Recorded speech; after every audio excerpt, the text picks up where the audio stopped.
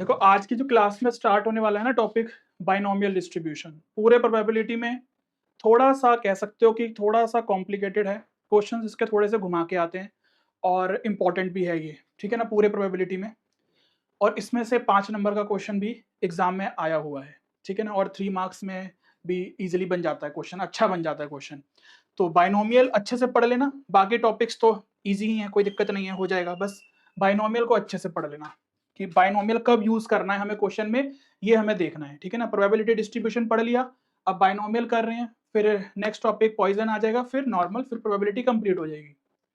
तो binomial probability या binomial probability distribution ये क्या होता है, क्या इसकी मतलब प्रॉपर्टीज हैं, ये बहुत यूजफुल है। एमसीक्यू क्वेश्चन कई बार बन जाता है इससे, ठीक है ना। इन्हीं से समझ में आएगा कि कब हमें बाइनोमियल डिस्ट्रीब्यूशन का यूज करना है क्वेश्चन में।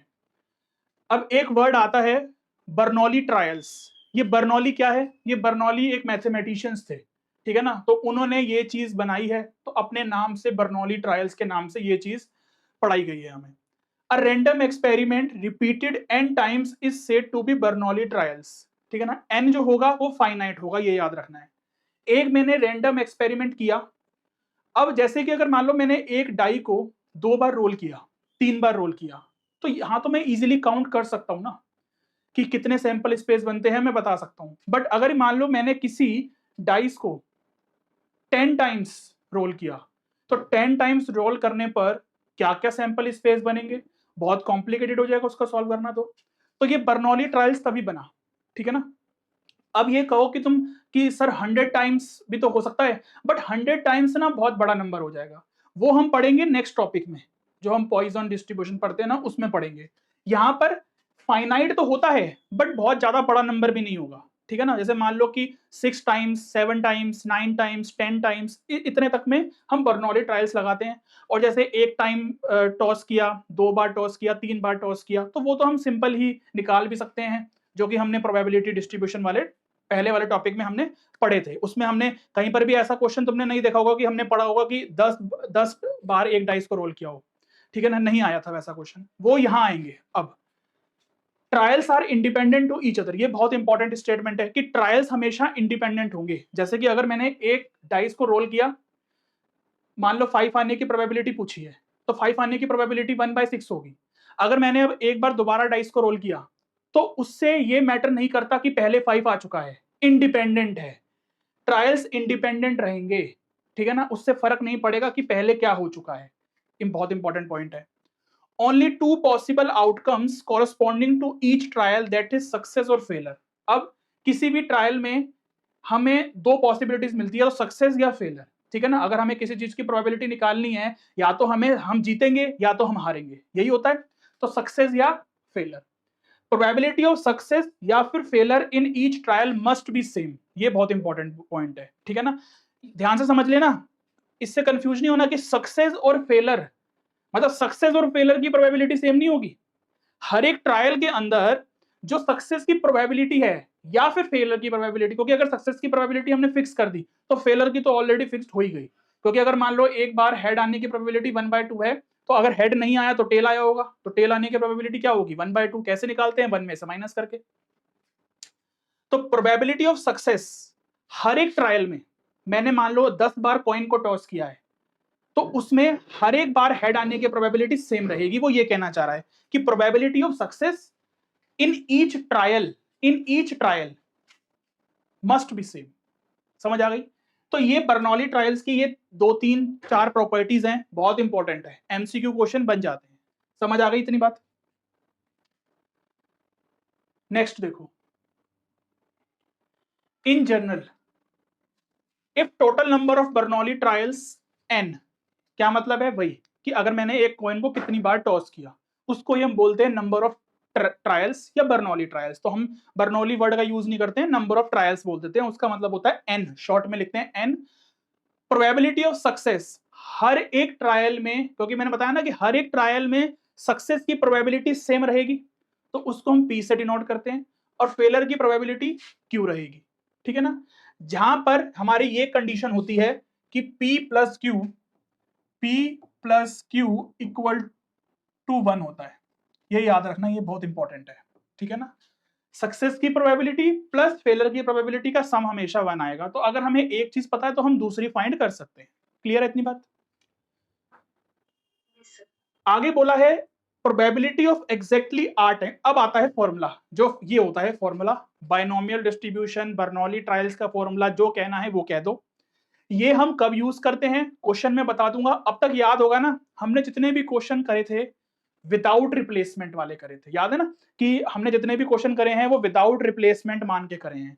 तो मैंने दो मेथड से करवाए थे, या तो डायरेक्ट कर लो या कॉम्बिनेशन लगा दो, ठीक है ना। वो क्वेश्चंस विदाउट रिप्लेसमेंट वाले थे। यहां पर आपको विद रिप्लेसमेंट वाले क्वेश्चंस मिलेंगे।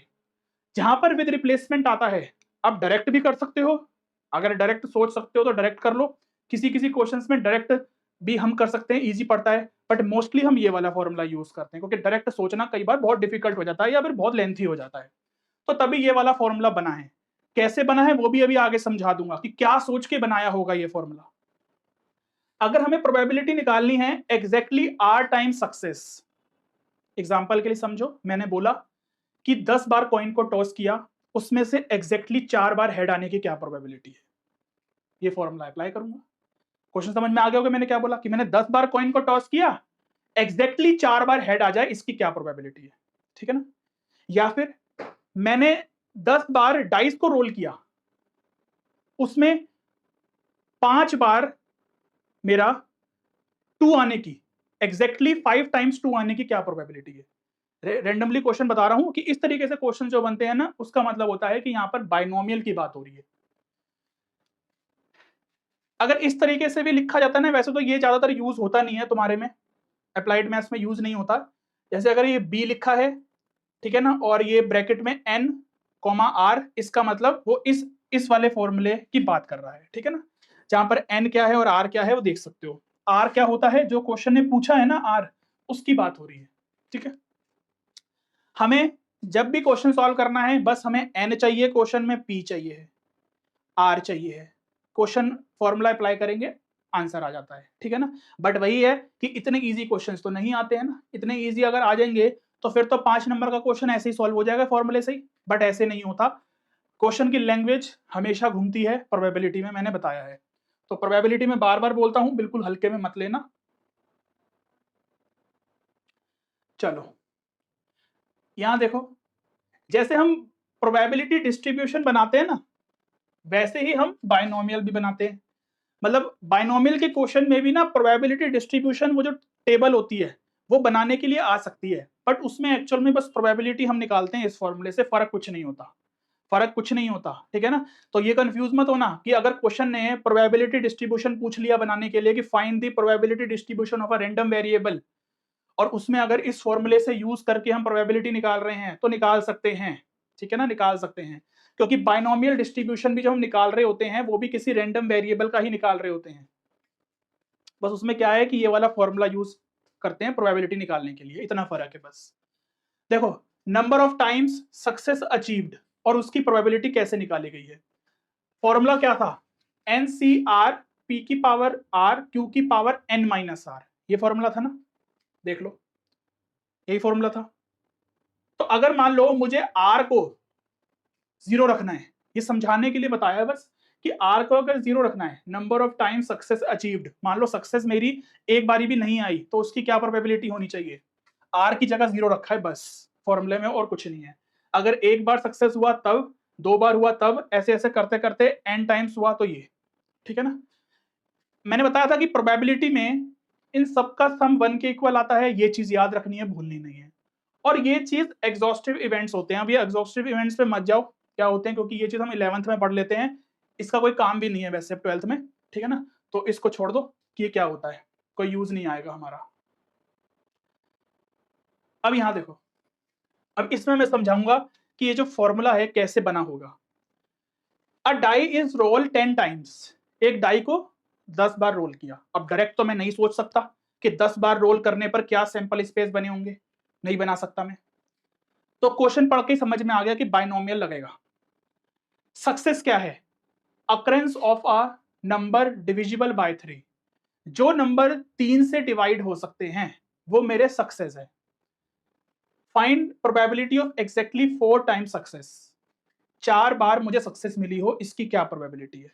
अब जो क्वेश्चन ने पूछा होता है वो मेरा आर होता है, ठीक है ना, ये मेरा फॉर्मूला है। बट चलो ये तो फॉर्मूले से हमने करा, इसको सोचते हैं कि एग्जैक्ट, इसको एग्जैक्ट अगर हम करते, मतलब इस फॉर्मूला, मान लो हमें फॉर्मूला पता ही नहीं है, हमें एग्जैक्ट सोचना है कि हम कैसे सोच सकते हैं, और वैसे हम अगर प्रोबेबिलिटी निकालना चाहे तो क्या निकाल सकते हैं, वो देखते हैं। सबसे पहले ये देख लो कि, क्योंकि मैंने बताया ना कि हर एक ट्रायल में सक्सेस की प्रोबेबिलिटी या फेलियर की प्रोबेबिलिटी, मतलब सक्सेस की प्रोबेबिलिटी सेम ही रहेगी हर एक ट्रायल में, तो फेलियर की तो वो अपने आप ही हम निकाल ही लेंगे। तो probability of success in one trial, हमें 10 बार डाई को रोल किया उसके हिसाब से नहीं सोचना कि 3 से डिवाइड होने वाले नंबर की प्रोबेबिलिटी क्या रहेगी, नहीं, हमें एक डाई की बात करनी है कि एक डाइस पर कितने नंबर होते हैं, 1 2 3 4 5 6 होते हैं, उसमें 3 से होने वाले नंबर कितने हैं, डिविजिबल होने वाले नंबर 3 और 6, ठीक है ना, दो ही नंबर हैं बस। तो 2/6 यानी कि 1/3 प्रोबेबिलिटी आ गई। फेलर की हम निकाल सकते हैं, माइनस कर दो 1 में से, माइनस कर दो 1/3 को, तो 2/3 आ गया। नंबर ऑफ ट्रायल्स n है। अब मान लो कि ये फॉर्मूला मुझे नहीं पता था, तो मैं इस क्वेश्चन को कैसे सोचता, या फिर जिन्होंने ये फॉर्मूला बनाया है उन्होंने कैसे सोचा होगा। हमें 4 बार सक्सेस चाहिए। सक्सेस हमारी क्या है कि 3 से डिवाइड होने वाले नंबर आने चाहिए, वो हमारी सक्सेस है, ठीक है ना। अब 10 बार कॉइन को 10 बार डाई को रोल किया है, मान लो पहली बार में 3 से डिवाइड होने वाला नंबर आ गया, हो कौन सा आया वो मैटर नहीं करता, 3 से डिवाइड होने वाला नंबर आ गया, दूसरी बार में भी आ गया, तीसरी बार में भी आ गया और चौथी बार में भी आ गया, ठीक है ना। मान लो ऐसे भी हो सकता है ना कि यहाँ पर 3 आ गया, फिर 6 आ गया, फिर 3 आ गया, फिर 6 आ गया, तो सक्सेस मिल गई ना मुझे 4 बार।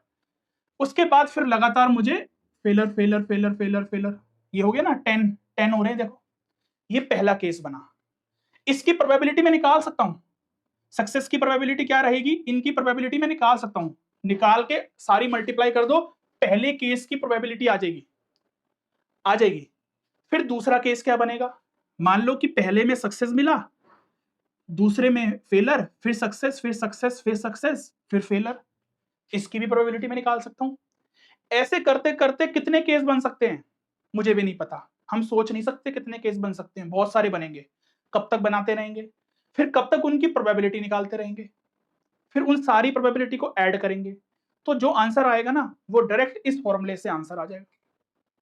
अब समझ में आ गया होगा तुम्हें इस फॉर्मूले का सही मीनिंग, जो कि कोई बताता नहीं है, ठीक है ना, जो मैंने तुम्हें बताई है ये वाली चीज, क्या ये समझ आ गई। तो निकल ऐसे भी जाता, बट ऐसे निकालना डिफिकल्ट है ना, तभी ये फॉर्मूला बना, क्योंकि हमें एग्जैक्टली 4 बार सक्सेस चाहिए। क्वेश्चन ने ये नहीं बोला कि हमें पहले स्टार्टिंग के ही 4 बार हमने डाई को रोल किया और उसमें सक्सेस मिल गई, नहीं, ऐसा तो क्वेश्चन ने बोला ही नहीं है। 4 बार सक्सेस आए, कभी भी आ सकती है, तो बहुत सारे केस बनेंगे, वो केस को कंबाइंड करके ही ये फॉर्मूला बना है, NCR P की पावर R Q की पावर N-R। सारी वैल्यूज पुट कर दी, इस क्वेश्चन का आंसर आ गया, इसको सॉल्व कर देंगे, आगे आंसर आ जाएगा। क्लियर होगी इतनी बात। तो ये हमारा एक्चुअल में यूज हमने किया है इस फॉर्मूले का, और कैसे निकला वो भी हमने यूज किया। चलें आगे। अब ये क्वेश्चन आ जाओ, पहला ही क्वेश्चन मैंने थोड़ा सा कह सकते हो कि बढ़िया वाला लिया है, अच्छा क्वेश्चन लिया है, इस क्वेश्चन को हल्के में नहीं ले सकते। ये क्वेश्चन आने को 3 नंबर में और 5 नंबर में बनने लायक क्वेश्चन ये है, ठीक है ना, ये अपनी वैल्यू उतनी रखता है ये क्वेश्चन की आ सकता है। A coin is twice as likely to land heads as tail, क्योंकि क्वेश्चन सिंपल दे देगा तो वो क्वेश्चन थोड़ी फिर 3 नंबर या 5 नंबर में बना, क्वेश्चन को घुमाएगा तभी तो वो क्वेश्चन मजेदार होगा, तभी तो उसकी वैल्यू है क्वेश्चन की। In a sequence of 5 independent trials find the probability that third head occurs on the fifth toss. अब सबसे पहले तो जो बच्चा क्वेश्चन पढ़ रहा होगा उसको पढ़ते ही उसका दिमाग खराब हो जाएगा, 2 3 4 बार तो वो क्वेश्चन को पढ़ेगा ही पहले, फिर भी उसे समझ में आए ना आए वो बात अलग है, बट ऐसे क्वेश्चंस अगर प्रैक्टिस कर जाओगे अपने एग्जाम से पहले तो फिर कोई दिक्कत नहीं आएगी। बट वैसे ही अब हल्के फुल्के क्वेश्चंस करोगे सिर्फ फॉर्मेलिटी करने के लिए, तो फिर तो वो कॉन्फिडेंस नहीं आ पाएगा तुम्हें प्रोबेबिलिटी में जो आना चाहिए। ऐसे क्वेश्चंस करोगे तब आएगा confidence. A coin is twice as likely to land heads as tail. इस स्टेटमेंट का मतलब मैंने बहुत बार समझाया है, प्रोबेबिलिटी डिस्ट्रीब्यूशन के क्वेश्चंस में भी करवाया है। मतलब यही है कि एक कॉइन को हमने अगर मतलब कॉइन को टॉस किया है, उसमें हेड आने की प्रोबेबिलिटी टेल आने से ज्यादा है ना। A coin is twice as likely to land heads as tail, ठीक है ना। ये चीज समझ में आ गई होगी कि अगर हेड आने की प्रोबेबिलिटी जो टेल आने से ज्यादा है, यही बोल रहा है ना question. A coin is twice as likely to land heads as tails. क्या क्वेश्चन की लैंग्वेज समझ आ रही है, बताओ। तो यही मतलब है ना कि हेड आने की प्रोबेबिलिटी दुगनी है टेल आने से। तो मैंने बताया था ना कि अगर हेड आने की प्रोबेबिलिटी, अगर टेल आने की प्रोबेबिलिटी तुम x मान लो, तो हेड आने की प्रोबेबिलिटी 2x हो जाएगी। तो इसकी प्रोबेबिलिटी फिर क्या हो जाएगी, 2x डिवाइड बाय 2x, और x कितना हो जाएगा ऐड करके 3x, यानी कि 2/3। और टेल आने की प्रोबेबिलिटी कितनी हो जाएगी फिर, x/3x और x बाय 3x, यानी कि 1/3। सबसे पहले तो हेड और टेल आने की प्रोबेबिलिटी ये होगी, 1/2 नहीं होगी, ये चीज है। आगे आ जाओ। In a sequence of 5 independent trials. अब ये ट्रायल्स क्या होते हैं, ये n होते हैं। सबसे पहले चलो ये लिख लो, find the probability that third head occurs on the fifth toss. मैंने 5 बार कॉइन को टॉस किया है ना, ये लो, 1 बार, 2 बार, 3 बार, 4 बार, 5 बार। Find the probability that third head occurs on the fifth toss. इसकी क्या प्रोबेबिलिटी है कि जो तीसरी बार हेड आए वो 5वें टॉस पर आना चाहिए। क्या ये समझ आ रही है लैंग्वेज क्वेश्चन की, बताओ। अच्छा, तो इसका मतलब उसने ये बोल दिया कि जो तीसरी बार हेड आएगा वो 5वीं बार टॉस करने पर आना चाहिए। इसका मतलब फिक्स हो गया कि जो मैंने 5वीं बार कॉइन को टॉस किया होगा उसमें हेड ही आया होगा। ये तो फिक्स हो गया। आगे, अब यहां क्या रहा होगा, यहां क्या रहा होगा, ये समझना है मुझे, ये समझना है। अब क्योंकि उसने ये बोला है कि थर्ड हेड आया है 5वीं बार, इसका मतलब इससे पहले 2 हेड आ चुके होंगे। इसका मतलब इन इन प्लेसेस पर 2 हेड और 2 टेल आए होंगे। अब वो कैसे आए होंगे ये नहीं पता, क्योंकि उन्हीं को तो हमें अरेंज करना है। और इसी में ही हमें याद होगा, तुम 11th में जो पढ़ते थे परम्यूटेशन और कॉम्बिनेशन, तो कॉम्बिनेशन ही लगेगा और फॉर्मूले में कॉम्बिनेशन ही आता है, जो हम बर्नौली वाला को फॉर्मूला पढ़ा है हमने। ये चीज समझ आ गई ना कि थर्ड बार जो हेड आया है वो 5वें नंबर के टॉस पर आया है। इससे पहले जो 4 बार टॉस हुआ होगा इसमें 2 हेड आए ही होंगे, और अगर 2 हेड आए हैं तो फिर बाकी के 2 टेल आए होंगे। अब वो कैसे कैसे आए होंगे ये नहीं पता, head head tail tail, head tail head tail, किसी भी तरीके से आ सकते हैं। वो हमें केस यहां पर नहीं बनाने, वैसे केस बनाओगे सॉल्व करोगे आंसर उससे भी आ जाएगा। बट अगर केस ही बनाने हैं तो फिर फॉर्मूले का क्या, फॉर्मूला भी तो यूज करना है। अब पूछा क्या है, हेड के बारे में बात हो रही है। जिसके बारे में बात हो रही है ना, हेड के बारे में, उसे सक्सेस मान लो। यानी कि मेरा जो पी है ना वो ये है, तो अगर पी ये है तो क्यू फिर ये होगा मेरा। लो, एन आ गया, पी आ गया, क्यू आ गया, क्वेश्चन हमें पता चल गया। अब क्या चाहिए हमें, क्वेश्चन सॉल्व करना है बस। रिक्वायर्ड प्रोबेबिलिटी, रिक्वायर्ड प्रोबेबिलिटी क्या होगी, हमें हेड के बारे में बात करनी है। तो एनसीआर, एनसीआर पी की पावर आर, क्यू की power n minus r. N क्या है 5। अच्छा, क्या एन हम 5 लेंगे यहां पर, नहीं। ये चीज समझनी है अब कि इस क्वेश्चन में अब एन मेरा 4 होगा। क्यों, ये इंपॉर्टेंट है। पहला क्वेश्चन ही थोड़ा सा कॉम्प्लिकेटेड है, मैं मान रहा हूं, लेकिन अगर पहला क्वेश्चन समझ में आ गया तो आगे और मजा आएगा। एन यहां पर 5 नहीं लेना, 5 तो मैंने टोटल था कि 5 बार मैंने कॉइन को टॉस किया, बट ये लास्ट वाला तो मेरा फिक्स हो गया ना कि वहां पर हेड ही आना है। बचा तो अब ये, तो अब एन मेरा 4 होगा। 4 CR क्या होगा, मैंने क्योंकि हेड के बारे में बात करी है तो हेड मेरा यहां पर 2 बार आ रहा है। इन 4 टाइम में, इन 4 बार में हेड 2 बार आना है। 2 बार हेड आने की प्रोबेबिलिटी को चूज करना है, सिलेक्शन करना है कि 2 बार हेड आए, 4 में से 2 बार हेड आए। सक्सेस 2/3 की पावर आर, आर क्या है 2 है, और 1/3 की पावर 4 - 2 यानी कि 2। इसको सॉल्व करोगे आंसर आ जाएगा, वही हमारा फाइनल आंसर होगा। 4 factorial upon 2 factorial 2 factorial, 2/3 into 2/3 into 1/3 into 1/3, तो 4 इंटू 3 और उससे कट जाएगा तो ये बचेगा 4 इंटू 3 अपॉन में 2, यहां से 6 बचेगा, और ये आ जाएगा कितना 4/81। तो फाइनल आंसर हमारा कितना आएगा 24 है ना, या इसको कट कर लेते हैं अभी और थोड़ा सा छोटा कर लेते हैं इसको, ये 27 आ जाएगा, तो बस 8/27 ये मेरा फाइनल आंसर हो गया, ये मेरा फाइनल आंसर है। अच्छा सॉरी, ये अभी फाइनल आंसर नहीं है, एक चीज तो रह गई हमारी, गलती हो जाती है उसको भूलना नहीं है। यहां पर हेड आने की प्रोबेबिलिटी भी तो थी ना, जब हमने यहां तक तो निकाल लिया, अब ये तो रह गया था ना, यहां पर हेड आने की प्रोबेबिलिटी कितनी होगी, हेड आने की प्रोबेबिलिटी क्या थी हमारी, इसके इस क्वेश्चन के हिसाब से तो हेड आने की प्रोबेबिलिटी 2/3 रही होगी ना, तो ये 2/3, जब मैं इस 2/3 की मल्टीप्लाई इसके साथ करूंगा तब ये पूरा केस कंप्लीट होगा, तो ऐड नहीं करना 2/3, क्योंकि एक ही केस चल रहा है तो 2/3 की साथ में मल्टीप्लाई होगी। तो ये दोबारा से हमारा बन जाएगा कितना 4 2 और 2 16/81, और तो ये कटेगा नहीं ना शायद, और कटेगा तो मुझे बताओ, ये आंसर होगा हमारा फाइनल। क्या ये समझ में आया है मुझे बताओ, या पहले क्वेश्चन में लग गया कि ये तो क्या ही कर लिया हमने।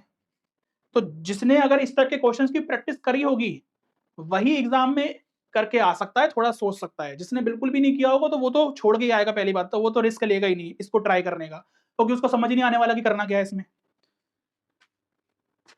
ठीक है ना।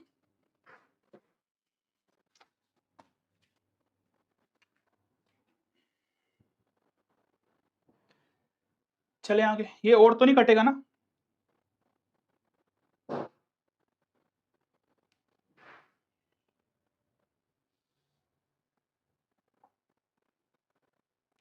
अब यहां देखो, ये जो बायनोमियल प्रोबेबिलिटी डिस्ट्रीब्यूशन चार्ट मैंने बनाया है ना, ये वही चीज है जैसे हम प्रोबेबिलिटी डिस्ट्रीब्यूशन का चार्ट बनाते हैं ना, देखो ये रहा रैंडम वेरिएबल, ये रही प्रोबेबिलिटी, और ये रहा फिर x मल्टीप्लाई px करूंगा तो ये आ गया मेरा मीन, है ना।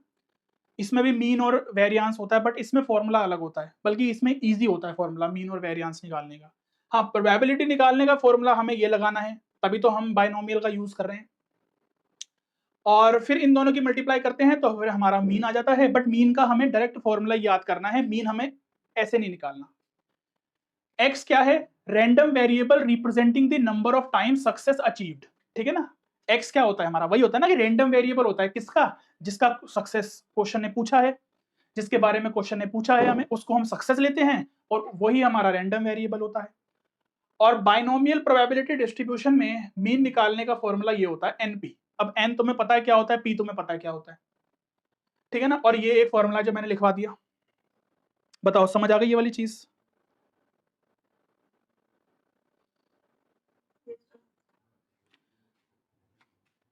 वेरियांस का फॉर्मूला देख लो, बहुत इजी होता है, variance of a random variable in binomial probability distribution में ये होता है फॉर्मूला।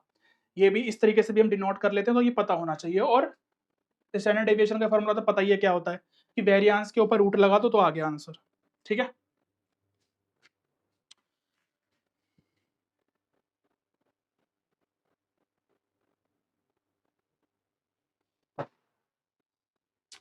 अब देखो इस टाइप के क्वेश्चंस ना तुम्हें सीयूईटी में भी बहुत मिलते हैं और बोर्ड्स में भी 1 मार्क्स में एमसीक्यू में मिल जाते हैं, क्योंकि प्रोबेबिलिटी टॉपिक ही ऐसा है कि इसमें 1 मार्क्स में ले लो, केस स्टडी ले लो, 5 नंबर में ले लो, 2 नंबर में ले लो, 3 नंबर में ले लो, हर वेराइटी के क्वेश्चन बन सकते हैं।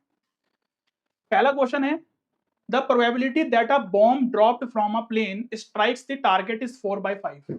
What is the probability that out of 6 bomb dropped exactly 2 bombs strike the target, ठीक है ना।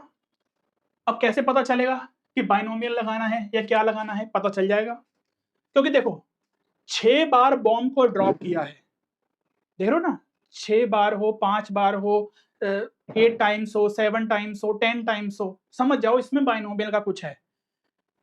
अगर 6 बार बॉम्ब को ड्रॉप किया है तो उसमें एग्जैक्टली 2 बार बॉम्ब टारगेट पर गिर जाए, इसकी क्या प्रोबेबिलिटी होगी, ये क्वेश्चन कह रहा है। और टारगेट पर गिरने की प्रोबेबिलिटी हमें दे रखी है। इसका मतलब जो क्वेश्चन पूछ रहा होता है ना, वो हम सक्सेस लेते हैं। तो हमारे लिए सक्सेस की प्रोबेबिलिटी क्या होगी इस क्वेश्चन के हिसाब से, हमारे लिए सक्सेस की प्रोबेबिलिटी क्या होगी, 4/5। फेलर की प्रोबेबिलिटी हम निकाल ही लेंगे, 1 में से माइनस कर दो, n हमारा यहाँ पर 6 हो जाएगा, r हमारा यहाँ पर 2 हो जाएगा, क्योंकि बोला है ना एग्जैक्टली 2 टाइम्स बोला है ना क्वेश्चन ने, बस लगा दो फॉर्मूला, लो सब कुछ क्वेश्चन ने हमें गिवन दे दिया, इसको ऐसे डिनोट कर देते हैं हम। और NCR यानी कि 6C2 p की पावर यानी कि इसकी पावर 2 और 1/5 की पावर 4। कई बार अगर कैलकुलेशन बहुत बड़ी आ रही होती है और 1 मार्क्स का क्वेश्चन है तो कई बार आंसर ऐसे भी छोड़ सकते हैं, और अगर ज्यादा बड़ी कैलकुलेशन नहीं है तो सॉल्व करके भी छोड़ सकते हैं। आप देख लो क्वेश्चन में यहाँ पर थोड़ा सा सॉल्व किया है तो हम कर लेते हैं। 6 × 5 बचेगा यहाँ से, और यहाँ से 2 बचेगा, ये कितना आ जाएगा 4/5 × 4/5, और इसको अभी ऐसे ही रहने दो, इसको काट लो जो कट रहा है, तो ये कितना आ जाएगा 48 बाय, ये 5 है और ये 5 की पावर 4 है तो 5 की पावर 5 आ जाएगा, ये हमारा आंसर आ जाएगा। ऑप्शन नंबर देख लो, सी ऑप्शन हो जाएगा, इजी है। 100 बल्ब्स है, 10 डिफेक्टिव है, प्रोबेबिलिटी दे रखी है out of sample of 5 bulbs none is defective.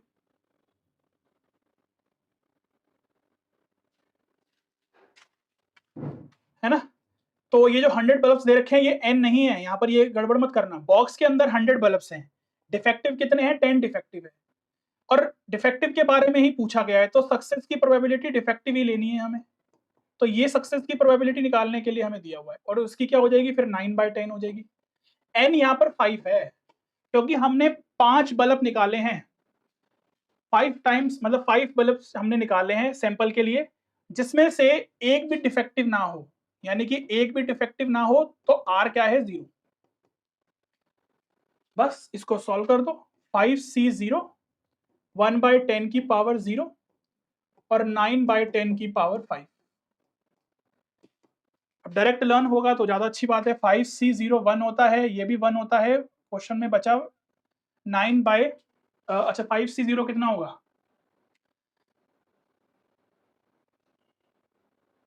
None is defective, एक भी डिफेक्टिव ना हो, हाँ तो ठीक है ना, ये आंसर हो गया, ठीक है। अब इस वाले क्वेश्चन में देखो, the probability that a student is not a swimmer, देखो या तो वो स्विमर होगा या तो वो स्विमर नहीं होगा, नॉट अ स्विमर की प्रोबेबिलिटी मुझे दी है, कंफ्यूजन होती है कई बार एग्जाम में, क्वेश्चन घुमाता है एग्जामिनर।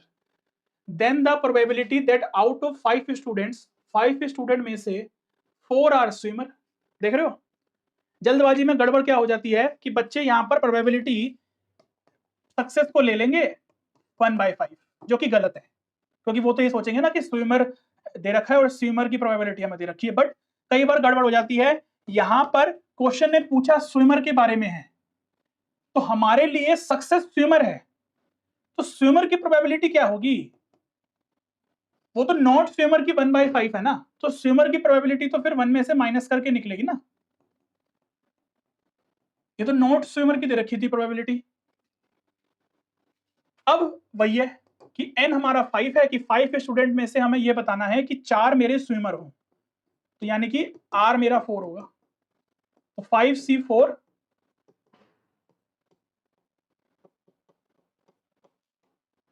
इसको सॉल्व कर दो, 5 फैक्टोरियल कितना आएगा। अब आंसर ऐसे तो दे रखा है बट मैच करके देख लो क्या इतना ही दे रखा है या सॉल्व किया हुआ है, सॉल्व किया हुआ है तो सॉल्व कर लो, नहीं तो एग्जैक्ट आंसर टिक कर देना। तो 5 फैक्टोरियल अपॉन 4 फैक्टोरियल 1 फैक्टोरियल, तो 5 बचेगा यहाँ से, है ना 5, और ये 4/5 की पावर 4 इंटू 1/5, तो इससे तो ये कटेगा, तो 4/5 की पावर 4, ये है हमारे ऑप्शन में क्या, ये आंसर हमारा अच्छा एग्जैक्टली ही छोड़ रखा है ना, ठीक है, पूरा नहीं सॉल्व किया हुआ, आंसर यहीं छोड़ा हुआ है। तो ऑप्शन नंबर ए हमारा करेक्ट हो जाएगा इसका, है ना। बताओ समझ आ गया। बस यहां पर गलती क्या नहीं करनी है जल्दबाजी में, कि क्योंकि पूछा है स्विमर और प्रोबेबिलिटी दी है नॉट स्विमर की, तो ये 1/5 हमें यहां रखनी है फेलर की प्रोबेबिलिटी में। सक्सेस की प्रोबेबिलिटी हम निकाल लेंगे, ठीक है। चलो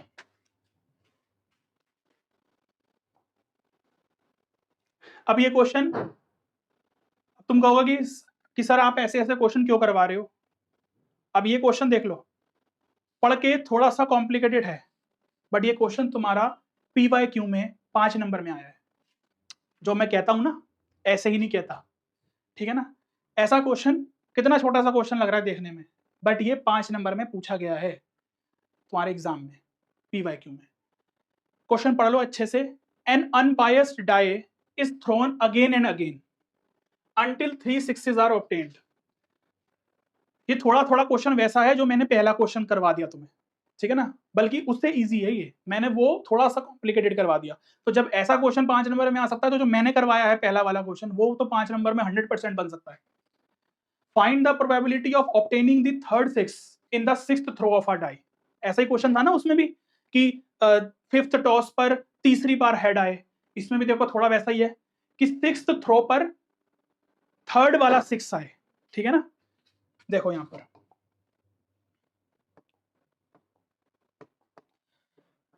1 2 3 4 5 6 6 बार मैंने एक डाई को थ्रो किया है। वो कह रहा है कि एक डाई को मैंने थ्रो किया है again and again until 3 sixes are obtain. जब तक मुझे 3 बार 6 ना मिल जाए, तब तक मैं एक डाई को रोल करता जा रहा हूं। Find the probability of obtaining the third six. जो तीसरी बार थर्ड आएगा, जो तीसरी बार सिक्स आएगा ना एक डाई में, जो तीसरी बार थर्ड आएगा सिक्स आएगा, वो सिक्स्थ थ्रो पर आएगा, यानी कि यहां पर आ गया, ये 6 आ गया, ये तो फिक्स्ड हो गया, ठीक है ना, ये चीज फिक्स्ड हो गई। जैसे फर्स्ट वाले क्वेश्चन में लास्ट में हेड फिक्स्ड हो गया था ना, यहां पर वो कॉइन वाला क्वेश्चन था, ये डाई वाला क्वेश्चन है। यहां पर सिक्स्थ थ्रो पर ये सिक्स्थ नंबर फिक्स्ड हो गया। क्या ये चीज समझ आ गई इतनी। अब क्या बचा, 1 2 3 4 5। इस 5 टाइम्स जो मैंने डाई को रोल किया होगा, जब क्योंकि थर्ड सिक्स मेरा यहां पर आ चुका है, और वो ये कह रहा है कि 3 6 आने चाहिए, तो इसका मतलब इससे पहले मेरा 2 टाइम्स 6 आया होगा, नहीं आया होगा। क्या ये चीज समझ आती है, बहुत ही इंपॉर्टेंट चीज है। तो अगर 2 बार मेरा 6 यहां पर आया है, कैसे कैसे आया होगा, बहुत सारी पॉसिबिलिटी है। मान लो स्टार्टिंग में ही 2 बार में 6 आ गया, बाकी कोई और नंबर आ गए। मान लो यहां 6 आ गया, यहां पर कोई और नंबर आ गया, फिर यहां 6 आ गया, फिर यहां कोई और नंबर आ गए। बहुत सारे केस बन सकते हैं ना, बट हमें नहीं बनाने वो केस, हम बर्नौली लगाएंगे। इंपॉर्टेंट चीज मुझे यहां पर ये बताओ कि n की वैल्यू क्या होनी चाहिए और p क्या होना चाहिए और q क्या होना चाहिए। सोचो इस बारे में, क्योंकि यहां पर 6 के बारे में बात हो रही है। एक डाई के अंदर 6 आने की क्या प्रोबेबिलिटी होती है, वही हमारी p आने की प्रोबेबिलिटी है ना, सक्सेस की प्रोबेबिलिटी वही है। मैंने बताया था ना, हमें वो नहीं सोचना कि एक डाई को कितनी बार रोल किया हुआ है तो उसमें 6 आने की प्रोबेबिलिटी क्या होगी, नहीं, हमें एक डाई के लिए ही सोचना है, सक्सेस हमारा वही रहेगा। क्योंकि मैंने बताया ना, पहले ही पढ़ा दिया था कि हर एक ट्रायल्स में जो प्रोबेबिलिटी होती है सक्सेस की, वो सेम रहती है। तो 1/6 ही तो रहेगी प्रोबेबिलिटी 6 आने की, तो 6 ना आने की प्रोबेबिलिटी 5/6 रहेगी। n क्या होना चाहिए, n सोचो कि n क्या हो सकता है, n क्या हो। n यहां पर बस गलती करनी, ये मत करना कि यहां पर 6 ले लो, नहीं, n यहां पर 6 नहीं रहेगा, n यहां पर 5 रहेगा, ठीक है ना। बस ये गलती यहां पर नहीं करनी, क्योंकि गलती यहां पर बहुत सारी गलतियां होंगी इस क्वेश्चन में, तो ठीक है ना। क्वेश्चन 5 नंबर का आएगा, तुम अगर स्टार्टिंग करोगे, दिमाग लगाओगे, जिसने नहीं करा होगा ऐसा क्वेश्चन, तो उसको मुश्किल से एग्जामिनर आधा 1 नंबर ही दे पाएगा, क्योंकि वो भी बहुत कम चांस है, क्योंकि वो स्टार्टिंग में ही सारी गलतियां करेगा। वो यहां पर n को 6 ले लेगा, जो कि नहीं होगा, 6 5 होगा। यानी कि ये जो 1 2 3 4 5, ये जो 5 टाइम्स है ना, 5 मतलब ये 5 टाइम्स जो मैंने डाई को रोल किया होगा, इसमें 6 कितनी बार आया है, 2 बार आया है। तो रिक्वायर्ड प्रोबेबिलिटी जो मेरी बनेगी ना, वो मेरी बनेगी 5c 2, क्योंकि जो 6 है वो मेरा 2 बार आया है इन पर, और 6 आने की प्रोबेबिलिटी क्या है सक्सेस की 1/6। 6 ना आने की प्रोबेबिलिटी क्या है 5/6। 5 - 2 यानी कि 3। साथ में क्या यहां पर खत्म है ये क्वेश्चन? नहीं, यहां पर 6 आने की प्रोबेबिलिटी इस वाले प्लेस पर क्या रही होगी 1/6 ही तो रही होगी, वो साथ में यहां पर मल्टीप्लाई होगी। अब जाके ये पूरा क्वेश्चन खत्म हुआ है, बस इसको सॉल्व करोगे आंसर आ जाएगा, पूरे 5 नंबर मिल जाएंगे। ठीक है ना, क्योंकि यहां पर तो 6 आने की प्रोबेबिलिटी के लिए कुछ बोला नहीं गया ना। जैसे पहले वाले क्वेश्चन में तो हमें कंडीशन दी थी कि हेड आने की प्रोबेबिलिटी 2 टाइम्स रहेगी, तो उसमें हेड और टेल की प्रोबेबिलिटी चेंज हो गई थी। बट यहाँ तो कुछ नहीं बोला हुआ, तो सिंपल यहाँ पर 6 आने की प्रोबेबिलिटी क्या होती है एक डाई में 1/6 होती है, तो 1/6 रख दी हमने इस वाले के लिए। इस वाले के लिए प्रोबेबिलिटी ये आ गई और इनके लिए प्रोबेबिलिटी ये आ गई, क्योंकि एक ही केस है तो मल्टीप्लाई हो रहे हैं ये दोनों, बस सॉल्व कर दो इन्हें।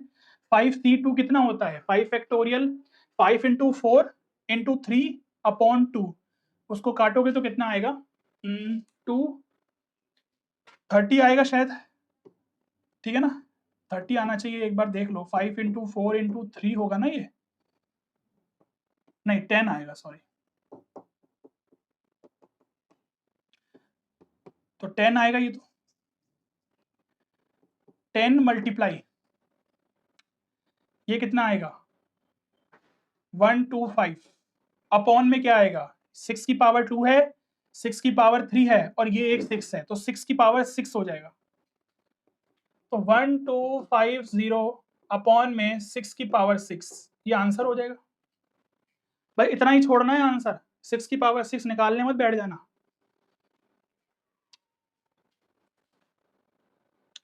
क्लियर है, बताओ।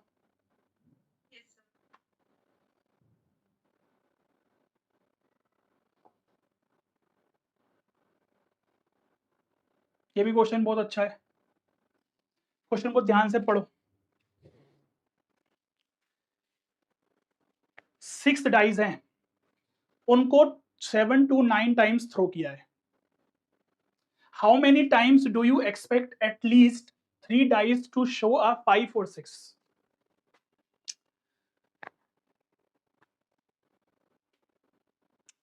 थोड़े टाइम के लिए ना ये 7 to 9 टाइम्स को भूल जाओ, भूल जाओ, थोड़े टाइम के लिए भूल जाओ। क्वेश्चन कितना है, बस ऐसे समझो कि 6 डाइस है, 6 डाइस को हमने थ्रो किया है। क्वेश्चन समझ में आ गया होगा, पढ़ते कि बाइनोमियल लगना चाहिए इसमें, तो क्योंकि 6 बार अगर एक डाइस को रोल किया है तो क्या क्या बनेगा।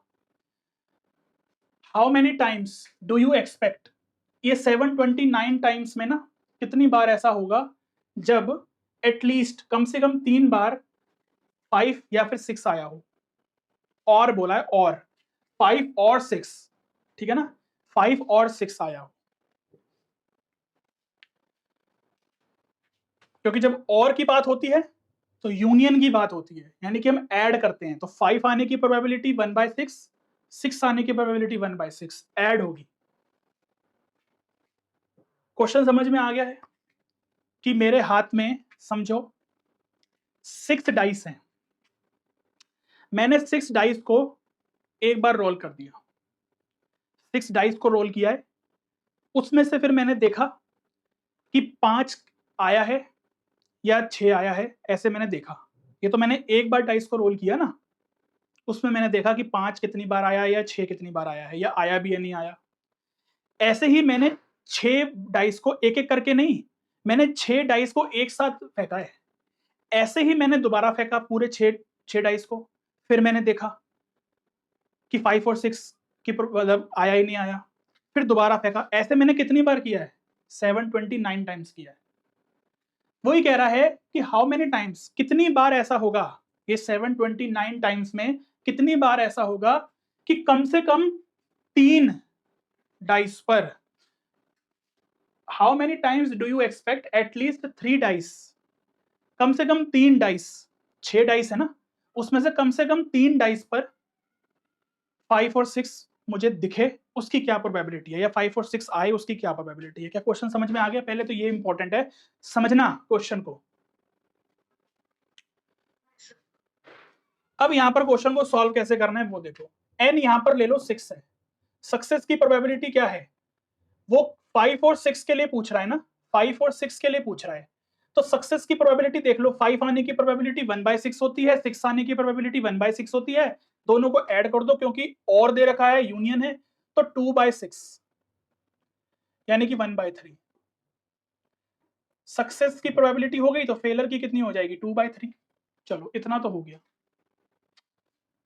अब क्या बोला है, आर क्या लें, आर देखो यहां से मिलेगा एटलीस्ट 3 डाइस, ये आर है मेरा। अब तक हमने जो क्वेश्चंस करे हैं उसमें हमें बोला था एग्जैक्टली 2 बार, जैसे बॉम्ब वाला क्वेश्चन किया था, एग्जैक्टली 2 बार बॉम्ब टारगेट पर गिरे, एग्जैक्टली बोला था ना, तो मैंने सिर्फ वही लिया। यहां पर एटलीस्ट बोला है कि कम से कम 3 डाइस पर, कम से कम 3 डाइस पर, एटलीस्ट का मतलब कम से कम 3 डाइस पर, इससे ज्यादा भी हो सकता है, 3 हो, 4 हो, 5 हो, 6 के 6 हो, है ना। तो इसको लिखने का तरीका ये है, इसको आर से डिनोट कर लो या फिर एक्स से भी डिनोट कर दो, कोई बात नहीं है, एक ही बात है। ये एटलीस्ट 3 टाइम्स, एटलीस्ट का मतलब क्या होता है, 3 या उससे ज्यादा, यानी कि वो क्या पूछ रहा है, 3, 4, 5,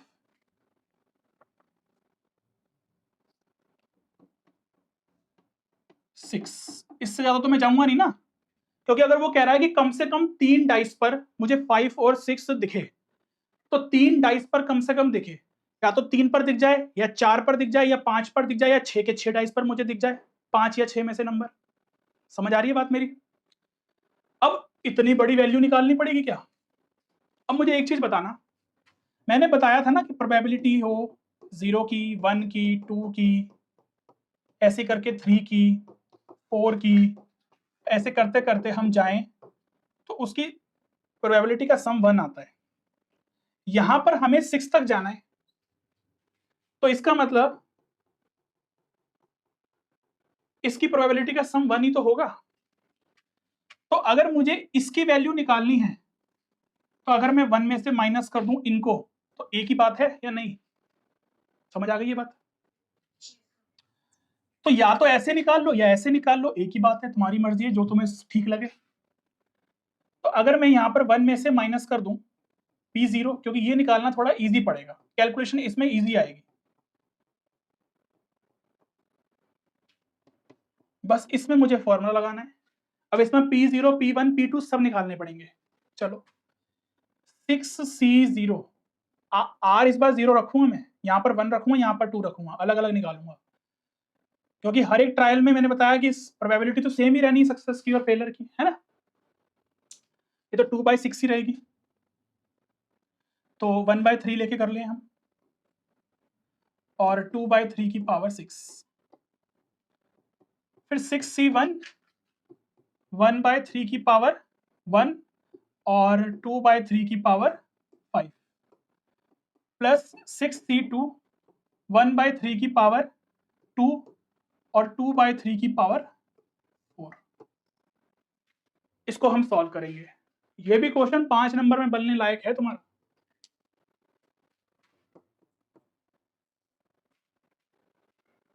अब यहां पर देखो, इसकी वैल्यू 1 होती है, इसकी वैल्यू 1 होती है, तो 2/3 बचेगा। यही होता है कि अगर डायरेक्ट हमें पता होंगे तो इजी हो जाता है। 6C1 6 होता है, मैंने शॉर्टकट याद करवाए थे, साथ में 1/3 की मल्टीप्लाई है इसके साथ, तो 2 बचेगा, साथ में ये 2/5 की पावर 5। इसको सॉल्व कर लो 6C2 को। अब 6 फैक्टोरियल अपॉन 2 फैक्टोरियल 4 फैक्टोरियल, तो 6 × 5 बचेगा, और अपॉन 4 से 4 कट जाएगा, तो 15 बचेगा यहाँ पर, है ना, 16 बचेगा, 15 सॉरी, और साथ में ये कितना है 1/3 की पावर 2 और 2/3 की पावर 4। अब इसको पूरा सॉल्व करना चाहते हो, पूरा सॉल्व कर लो, थोड़ा सा और इजी वे में सॉल्व करना चाहते हो तो यहाँ पर 2/3 की पावर 4 को कॉमन निकाल लो,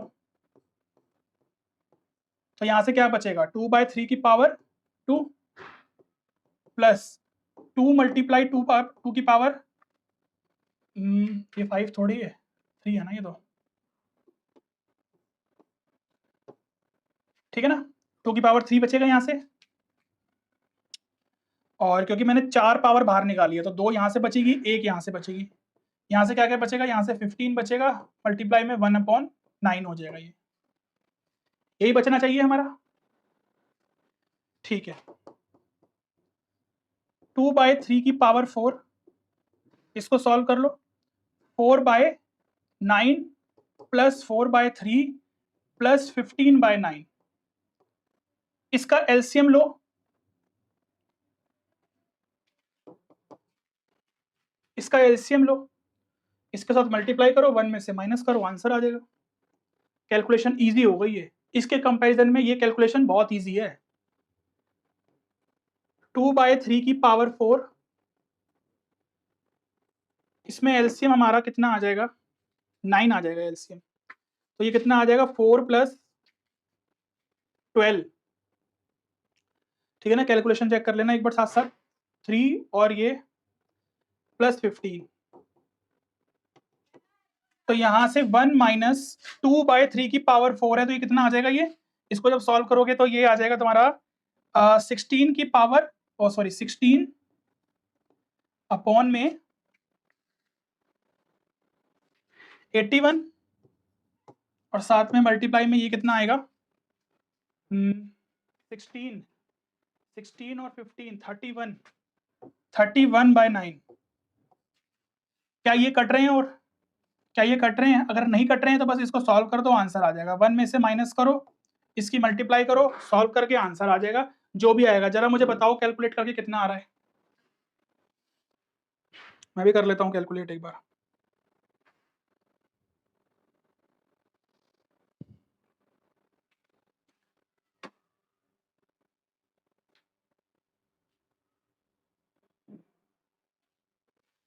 ये 496 अपॉन में 729 आएगा, है ना।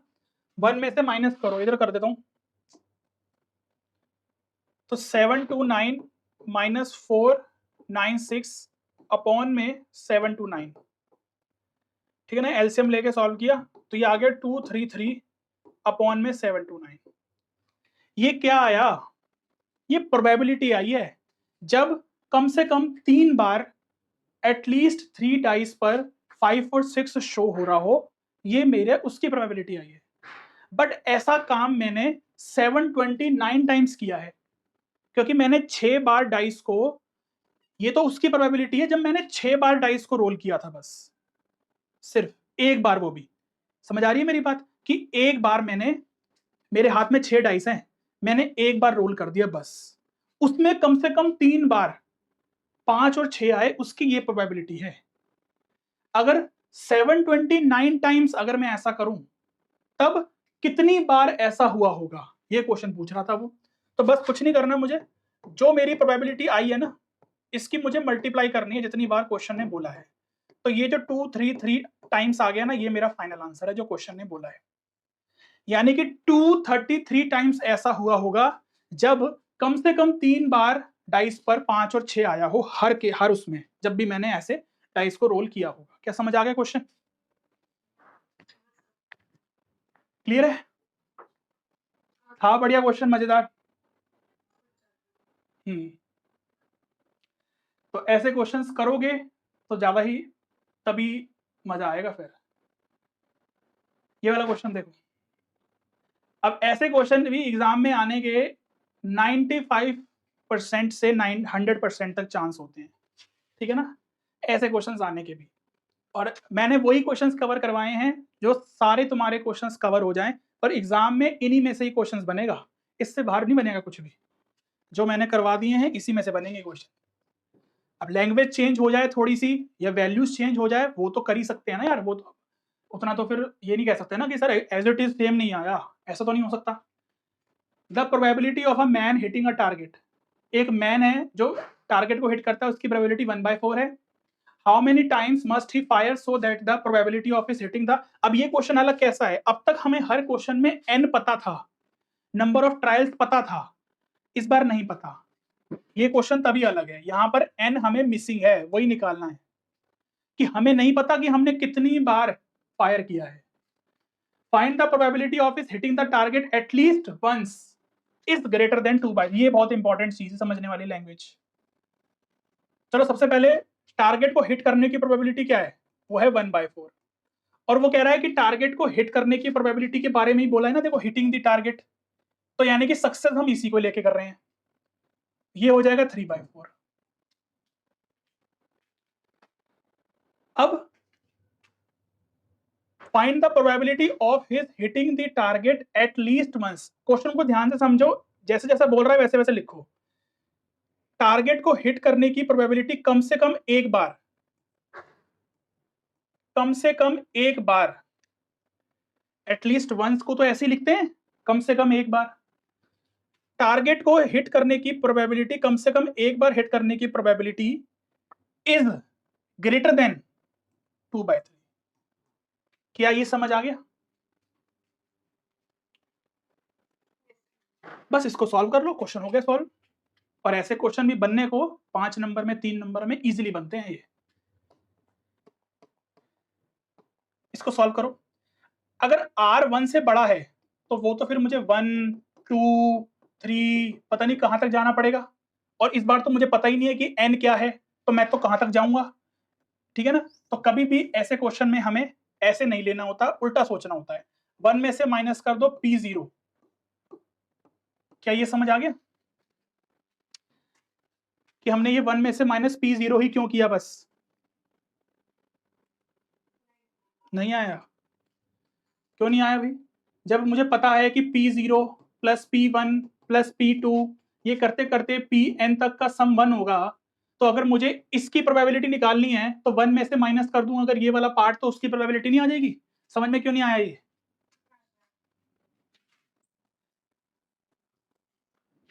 अब इसकी प्रोबेबिलिटी निकाल लो।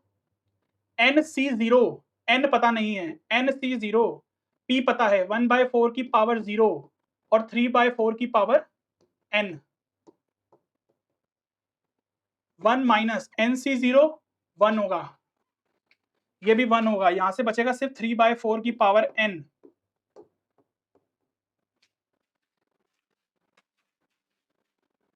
माइनस 3/4 की पावर, या इसको ऐसे समझ लो कि इस पूरे को यहां ले आओ, इस पूरे को यहां ले आओ, एक ही बात है। 1 माइनस 2/3 ग्रेटर देन 3/4 की पावर n। ये कितना आ जाएगा? 1/3 ग्रेटर देन 3/4 की पावर n।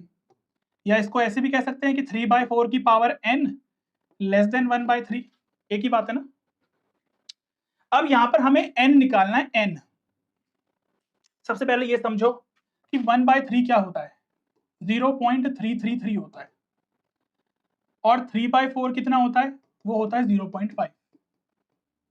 यहां बड़ी ही इंपॉर्टेंट चीज है ये चीज कि 2 की पावर 1, 2 की पावर 2 मेरा 4 होता है, 2 की पावर 3 मेरा 8 होता है, 2 की पावर 4 मेरा 16 होता है।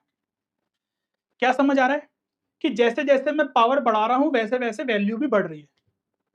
बट क्या तुम्हें ये चीज पता है कि 0 से लेके 1 के बीच में, 0 to 1, इसके बीच में जो नंबर होते हैं उन नंबर्स की मैं पावर अगर बढ़ाता हूं ना तो वैल्यू छोटी आती है। क्या ये वाली बात आज से पहले पता थी? नहीं पता थी। अगर मैंने 0.5 लिया, इसकी पावर में अगर 2 करूंगा ना मैं, कितनी आएगी? 0.25 आएगी। 0.5 की पावर अगर मैं 3 करूंगा, इसकी वैल्यू 0.625 आएगी। पावर बढ़ा रहा हूं, वैल्यू कम होती जा रही, मतलब यहां पर समझ में आ रही है कि वैल्यू क्या हो रही है? ये 625 ही आएगी ना। 0.5 की पावर 2 0.25 और 0.5 की पावर 3 0.265। क्या ये समझ आ रहा है? 125 आएगा ना वो तो, सॉरी। बताओ अब 0.5 की पावर 4 करूंगा तो कितना आएगा? वो तो आएगा 0.0625, यही आएगा। पावर बढ़ रही है, पावर तो बढ़ा रहा हूं लेकिन वैल्यू कम हो रही है। कम हो रही है ना, ये तो पता है ना कि वैल्यू कम हो रही है, ये भी नहीं पता चल रहा। है ना, क्योंकि कुछ भरोसा नहीं है तुम लोगों का। तो भैया तुम्हें तो ये चीज भी समझानी पड़ रही है बच्चों की तरह, नर्सरी की तरह, कि ये 250 है, इसको ऐसे पढ़ो, ये 125 है, ठीक है ना, ये पॉइंट के बाद 025 है, अगर इसको मैं अब 4 डिजिट में कन्वर्ट करूंगा तो ये ऐसे बन जाएगा, तो ये 2500 बन जाएगा, ये 1250, ये 625। तो देख रहे हो ना कि वैल्यू कम होती जा रही है जब मैं पावर बढ़ा रहा हूं। तो 0 से 1 के बीच में जितने भी नंबर होते हैं उनमें किसी की भी पावर बढ़ाते जाओगे वैल्यू कम होती रहती है उनकी, ठीक है ना। अब ये चीज क्यों समझा रहा हूं मैं, क्योंकि यहां पर ये चीज काम आएगी। अब मुझे यहां पर n की क्या वैल्यू रखूं कि ये वैल्यू मेरी छोटी आ जाए इससे, ये समझना है मुझे। अब तक तो अगर मैं n की वैल्यू 1 रखता हूं तो ये तो 0.75 आएगा, बट 0.75 तो मेरा बड़ा होता है इससे, तो ये सेटिस्फाई तो नहीं करेगा। वो यही कह रहा है ना कि हाउ मेनी टाइम्स n को मुझे क्या लेना पड़े कि मेरी ये कंडीशन सेटिस्फाई हो। अब n की वैल्यू अगर मैं 2 रखता हूं तो मुझे इसका स्क्वायर करना पड़ेगा। अब जाहिर सी बात है ना, अब तो समझ में आ गया कि ये नंबर 0 और 1 के बीच में है, मैं पावर बढ़ाता जाऊंगा वैल्यू कम होती रहेगी और मुझे इसके क्लोज आना है, यानी कि 0.33 से कम वैल्यू निकाल के लानी है मुझे।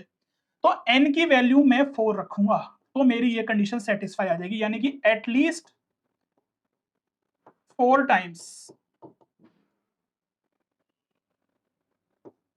ही मस्ट बी फायर, कि कम से कम उसको 4 बार तो फायर करना ही पड़ेगा अगर उसको ये कंडीशन सेटिस्फाई करवानी है तो, जो क्वेश्चन ने बोली है। क्या समझ आ गया ये?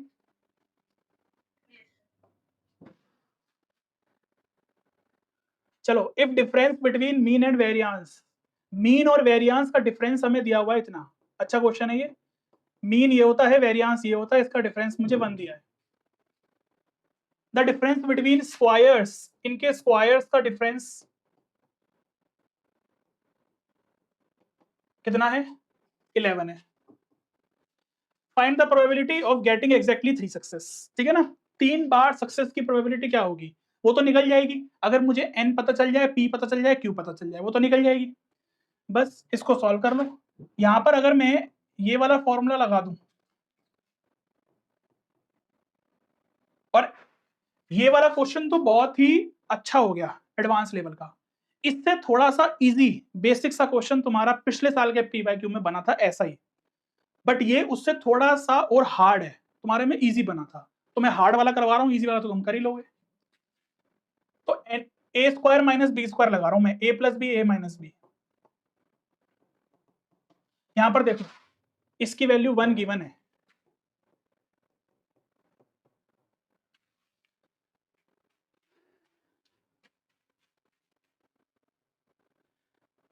तो ये कितना आ जाएगा? 11 ही आ जाएगा, np प्लस npq की वैल्यू।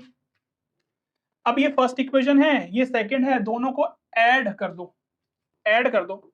ऐड करना ज्यादा इजी रहेगा ना, इनको हम क्या कर रहे हैं, ऐड कर रहे हैं, क्योंकि ऐड करने पर क्या होगा, ये एग्जैक्टली कट जाएगा। नहीं, ये थोड़ी कटेगा, जब ऐड कर रहे हैं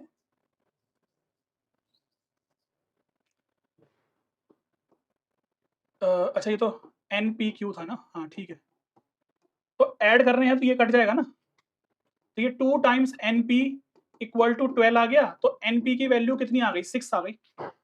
जब np मेरा 6 आ गया तो फर्स्ट इक्वेशन में अगर मैं पुट कर दूं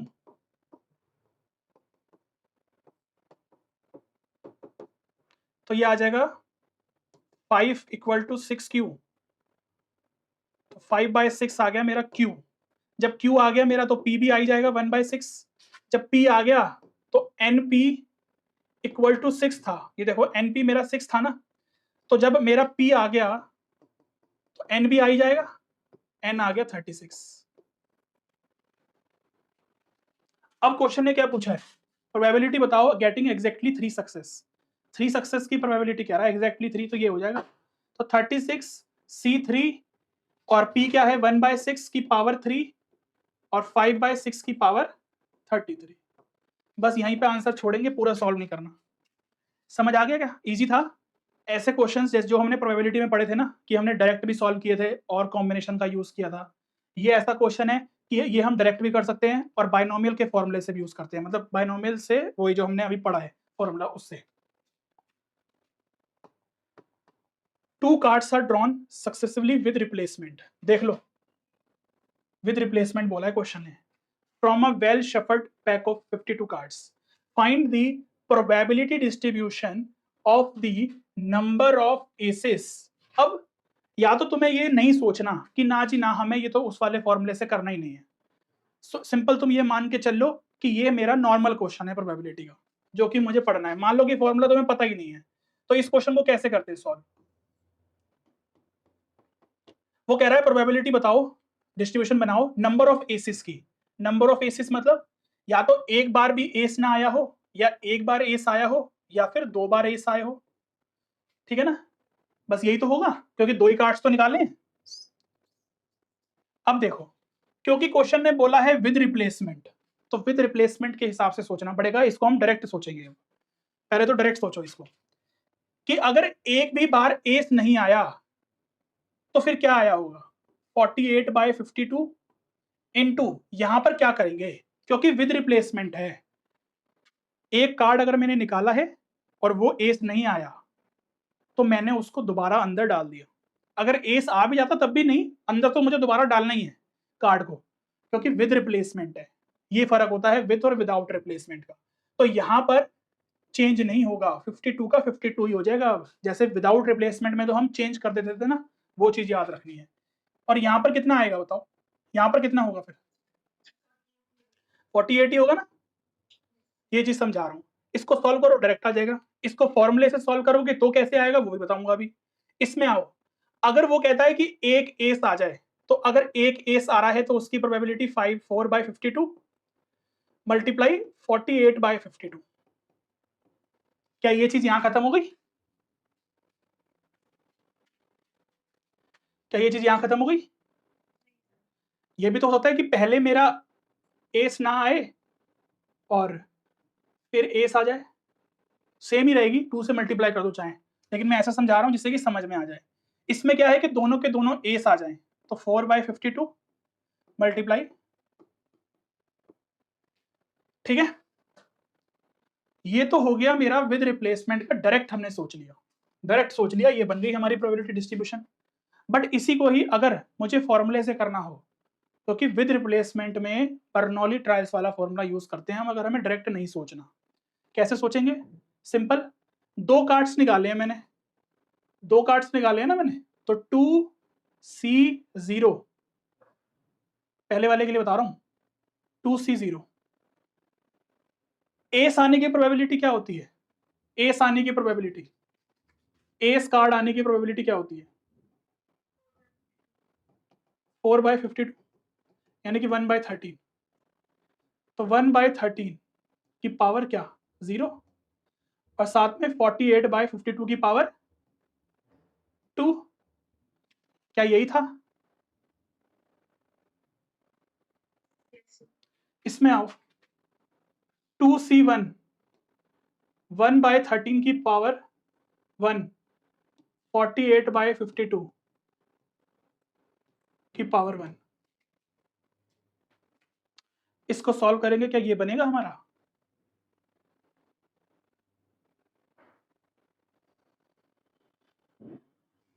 बनना चाहिए।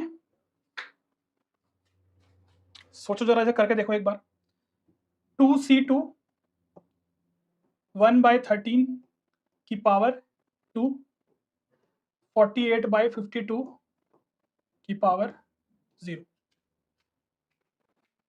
तो अब ये कंप्लीट हो गया है हमारा बाइनोमियल डिस्ट्रीब्यूशन। नेक्स्ट क्लास में हम फिर पॉइजन डिस्ट्रीब्यूशन स्टार्ट कर लेंगे, जब तक इनकी प्रैक्टिस कर लेना। क्लियर है।